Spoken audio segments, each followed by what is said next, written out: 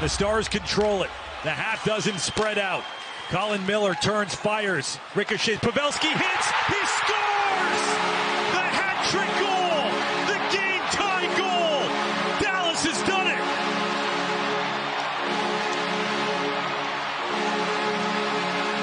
The Dallas Stars pull off another insane third period comeback, down 5-1 in the third to the Minnesota Wild, and they come back to tie it, earning a point in what was eventually a shootout loss. And on today's episode, we'll talk in depth about this game, and we'll hear some post-game sound bites from Ryan Suter, Joe Pavelski, and Roope Hintz, as well as Stars head coach Pete DeBoer, to get some insight on the thoughts surrounding this game within the Stars team, organization, locker room on today's episode of Locked On Stars. Your Locked On Stars, your daily podcast on the Dallas Stars. Part of the Locked On Podcast Network. Your team every day.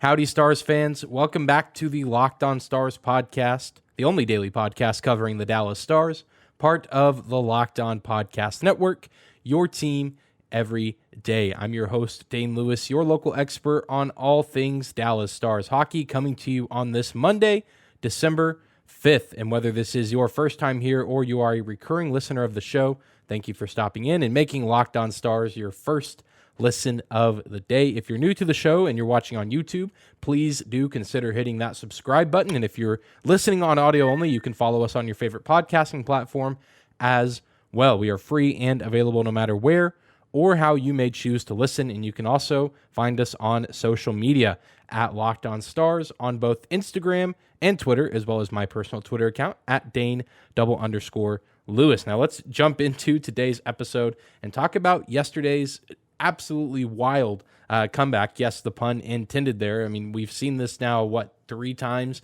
from the Stars at home against divisional opponents. The Stars just felt down and out early in the third period. They enter the third period down 4-1. Scott Wedgwood comes in relief for Jake Ottinger, who, though the goals that he surrendered were not all entirely his fault, certainly not good for his morale, I imagine, to leave him in. And Coach Pete DeBoer even said after the game he put Scott in there to just put a little bit of a spark under the team to see if it would amount to anything. And at first, it didn't really seem like it was going to do much, as the Wild scored a goal 29 seconds into the third period, putting the lead at 5-1. The Stars, seemingly just down but out. It really just seems like a death sentence at that point to be down by 4 to a team that has been outplaying you for the entire game. But if you've been watching the Stars this season, especially over the past couple of weeks, you're not really surprised to see that they refused to give up. They did not give in, and they clawed and scratched and fought their way back to tie the game and force overtime. Defenseman Ryan Suter and forward Joe Pavelski spoke into that comeback a little bit, just hyping up the team and saying that there's a bunch of fighters in the locker room and the team always refuses to give up. So let's now hear from defenseman Ryan Suter and forward Joe Pavelski on the comeback. Yeah, it says a lot. I think, got a lot of character guys in here. We knew we hadn't played well, and we were fortunate to get a couple goals on us there, and for us to get going in the third says a lot. No, it's a good feeling to have. A lot of belief in here. Everyone believes in each other, and knows that next line can go get us something, either some momentum or a goal. So it's a good thing to have for sure. Yeah, I think once you get that second one, then you start feeling okay. Get another one, you never know, and then to tie it up there and force it to overtime says a lot. Yeah, we've shown it a few times this year. It's you never want to be in that position, but throughout a season you definitely find yourself there. So it's encouraging. Nothing's going right for us at that moment, and you just see guys are just keep working.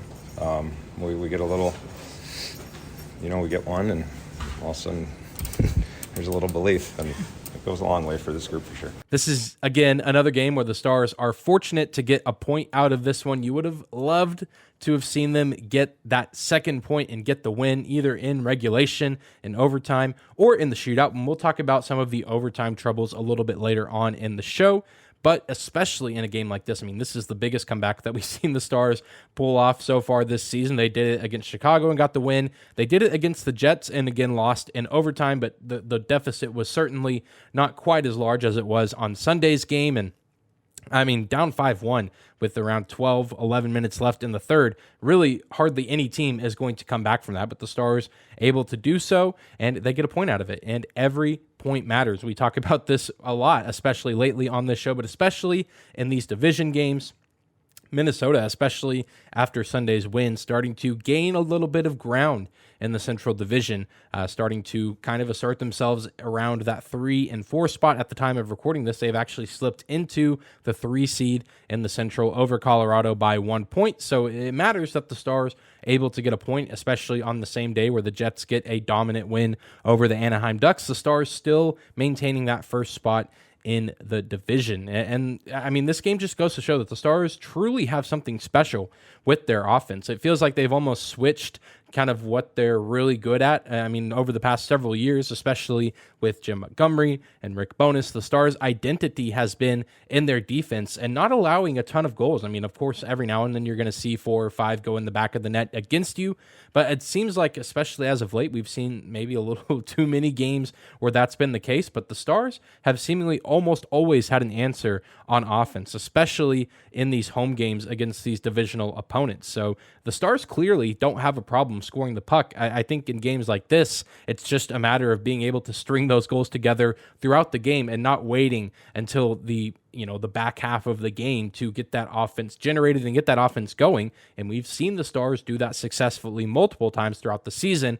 Again, a lot of that is against lesser competition at times, but we still know that the Stars are very much capable of exploding on offense, really just at any point. And you have to give Marc-Andre Fleury his credit. He played very well through the first 2 periods of this game, and then the Stars finally were just able to crack his armor enough and really catch fire. And Scott Wedgwood, to his credit, also came in, and after that first goal he surrendered, played really well in the third period and in overtime. So a lot of things went in the Stars' favor, obviously, in this game, but you really would like to see them in a game where the other team is bringing their A game offensively. You'd like to see the Stars generate a little bit more consistent offense if they're going to score 5 goals in a game. You'd like to see them do it a little bit more spread out in a shootout kind of game or a high-octane offensive game rather than waiting till the end. But you got to take what you can get in a game like this. Got to be happy with the result. Obviously not happy with the overall loss and losing a point, but a game where it seemed like the Stars had no business winning and the Stars were going to leave the American Airlines Center empty-handed on Sunday. You have to be pretty happy with salvaging a point out of that and getting some sort of momentum going into a pretty busy week. A lot of games still coming up at home with Toronto, Ottawa, and Detroit, all at the American Airlines Center this week. But those are not easy games. Those are all tough games in their own right. And so you need all the momentum you can going into a jam-packed and very busy and what will likely be an eventful week of games against some good Eastern Conference opponents. Well, we're going to take a quick break, but when we come back, we will continue to talk about this game and focus in on one particular player, Roope Hintz. Haven't mentioned yet, but his hat trick on Sunday was a huge reason why the Stars found themselves in the position they were in, especially in the third period. More on Roope Hintz right after this.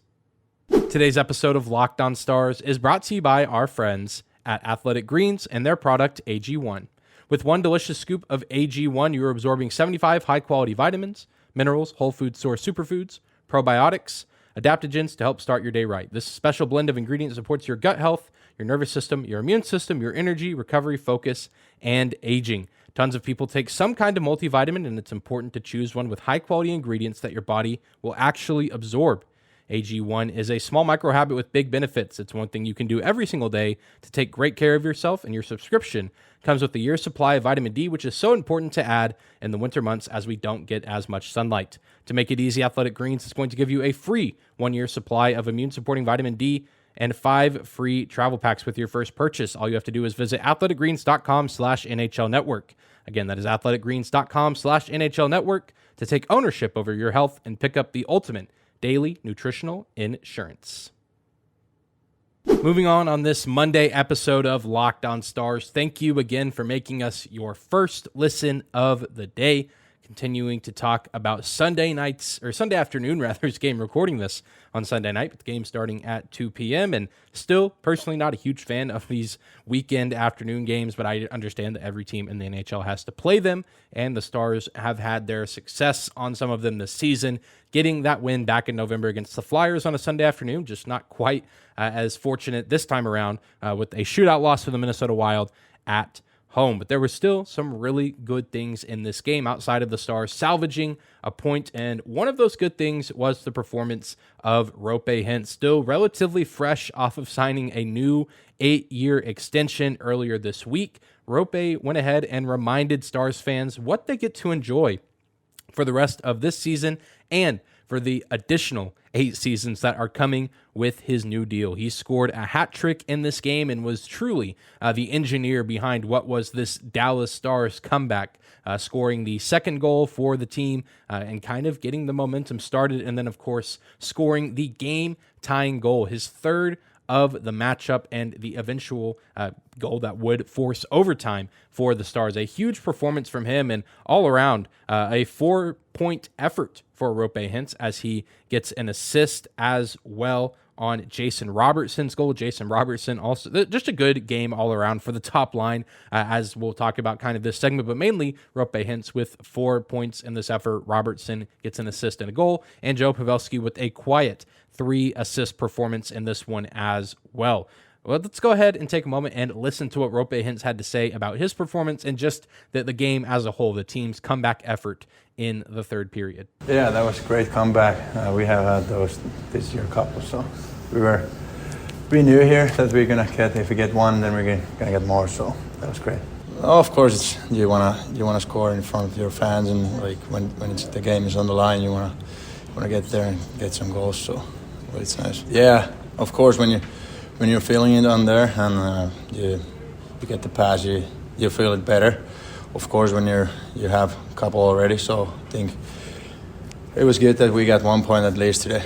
Jason Robertson really has been the center of attention for the Stars as of late, and especially around the NHL world. If you're talking about the Dallas Stars, you're probably talking about Jason Robertson. But I still believe, and I know many others share this belief as well, that Hintz is still the Stars' all-around best forward on the team. Yes, Robertson is an elite goal scorer. He's a sniper, but he can also score in close at times. But what Roope does is really just unlike anything else that other forwards on this team can do. His scoring ability is, I think, at the same level, if not better at times, than that of Jason Robertson. Just the way he can, move with the puck. He can deke really well. He can make guys look silly on their skates. He just does a lot of different things really well. He can score, he can pass, he can facilitate, but he can also play a high-level game in the neutral zone as well as in the defensive zone as well. A guy that I think should be in the Selke Trophy conversation pretty much every season.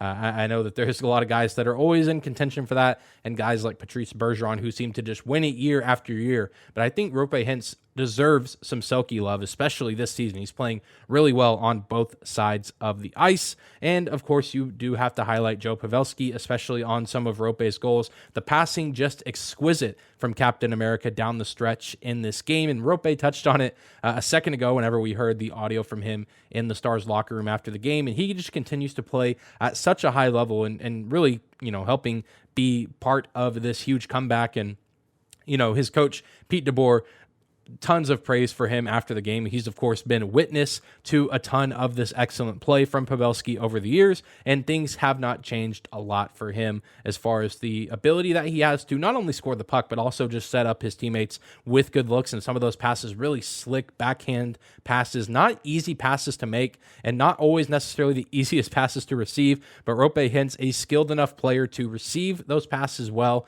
and beat the defense, beat Marc-Andre Fleury, especially that 2-on-1. Maybe my favorite goal of the game outside of the eventual game-tying goal from Roope Hintz. But you have to give a ton of credit to him, proving to Stars fans, as if there was any doubt in our minds, that he is absolutely 100% worth the contract extension that he was given, and really great to see back-to-back hat tricks from two players that you expect to be the centerpiece of your franchise for the next several seasons, at least 8 seasons with Roope Hintz, and I imagine Jason Robertson likely sticking around for that much time, if not longer. Of course, his contract looking a little bit different. Jason Robertson, perhaps the most underpaid player in the league, and Roope Hintz seems to be getting compensated nicely for his services. Both those guys playing extremely well, and the third guy on that line, Joe Pavelski, also playing incredibly well this season, and loving what I'm seeing from them, and hopefully we will continue to see more because the Stars need all of the help they can get from the top line, and then, of course, whatever comes after that is secondary, but great stuff from the top line as per usual. Well, we're going to take one more quick break, but when we come back, we will shift our attention to overtime and why the Stars have struggled past regulation this season, what they need to do to fix it. More on that after one more quick break. Today's episode of Locked On Stars is also brought to you by our friends at BetOnline. BetOnline.net is your number one source for sports betting info, stats, news, and analysis. You can get the latest odds and trends for every professional and amateur league out there, from football to basketball to soccer and esports. They've got it all at BetOnline.net. And if you love sports podcasts, you can find those at BetOnline as well. They're always the fastest and easiest way to get your betting fix, so you can head to their website today or use your mobile device to learn more about the trends and action happening around the sports world. BetOnline.net is where the game starts.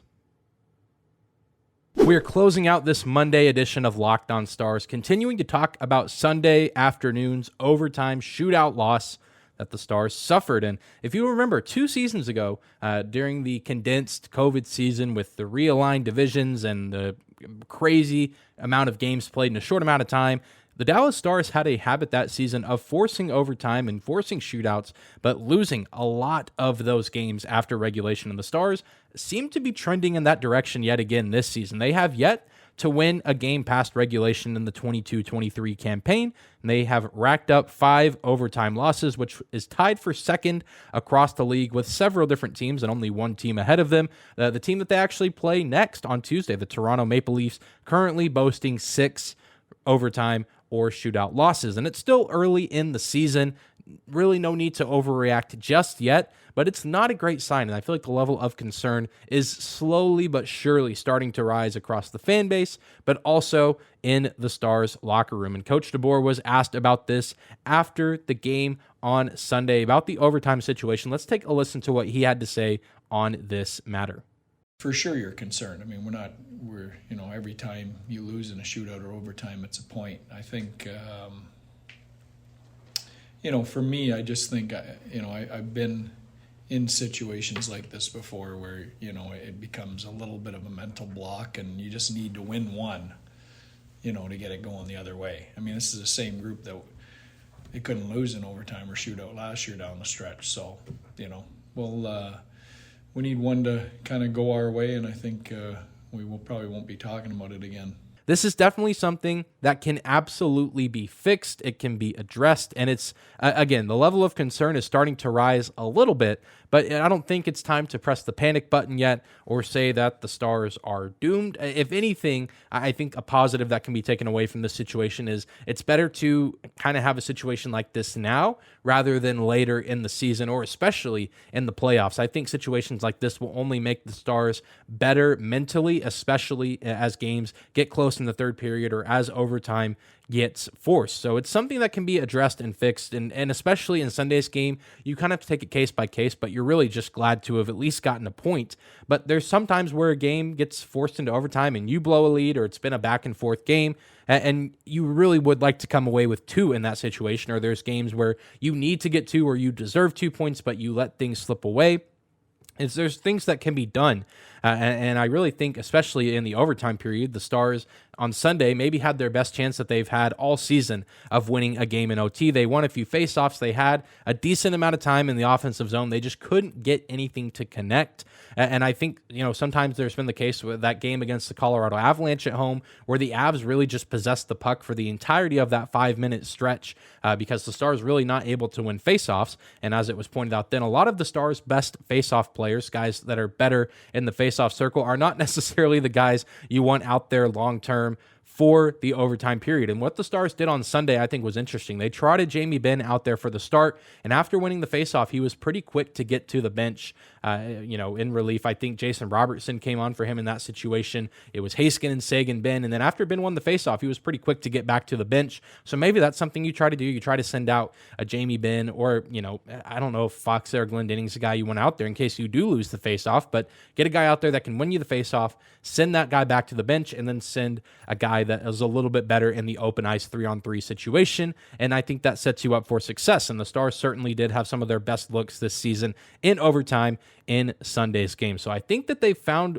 what they need to do. It's just a matter of executing once you get those 3 quick offensive skaters out there on the ice. And really, in the shootout, all you can do is just hope that your guy hits more shots. I know that that's a big ask for Scott Wedgwood. I'm not entirely sure how many times he's been in a shootout situation. He did really good in the third period and in overtime, but just got flat out beat by the Wild skaters in that shootout. And the Stars had some good looks as well, but Marc-Andre Fleury, or really the post, making the save on that third attempt for the Stars, and that caused them to be at the mercy of the Wild, and the Wild were able to execute on their third attempt. So not really too big of a matter of concern, but something I hope the Stars are able to address and get taken care of, and DeBoer even touched on it. Once they get that first one, I think things will be a little bit easier for them as far as extra time and overtime and shootouts and things of that nature go. So hopefully they won't have too many of those games in general. You really would like to win your games in regulation, but if you are going to go past regulation, you got to find a way to get 2 points, and you got to find a way to rack up some wins past 60 minutes. But that is going to do it for today's episode of Locked On Stars. Thank you so much again for tuning in and making us your first listen of the day. Remember to subscribe if you're watching on YouTube, and follow us on your favorite podcasting platforms. We are free and available no matter where or how you may choose to listen. And you can also find us on social media at Locked On Stars on both Instagram and Twitter, as well as my personal Twitter account at Dane_Lewis. And be sure to tune in tomorrow, as we'll be gearing up for another game, the third game of a 5-game homestand. The Stars welcoming the Toronto Maple Leafs for the team's second and final meetings of the regular season. Should be a really good game. Jason Robertson on an 18-game point streak, and the Maple Leafs actually have a player, Mitch Marner, who has a longer streak. His streak currently sitting at 19 games. And you, of course, also have one of the better scorers in the league in Austin Matthews coming in as well. Should be a great, entertaining game, and going to be an intriguing matchup to see how the Stars respond to what happened on Sunday and see if they can bounce back for a big win against a high-quality opponent in Toronto. And we'll be talking about that game all on tomorrow's episode, getting you caught up to speed on what the Leafs have been up to, who to keep an eye out for, although I did mention a few of the names already, and I'll give you my thoughts and predictions, keys to the game, on tomorrow's episode. But we'll see you there, Stars fans. Hope you have a good Monday, and we'll see you back here tomorrow.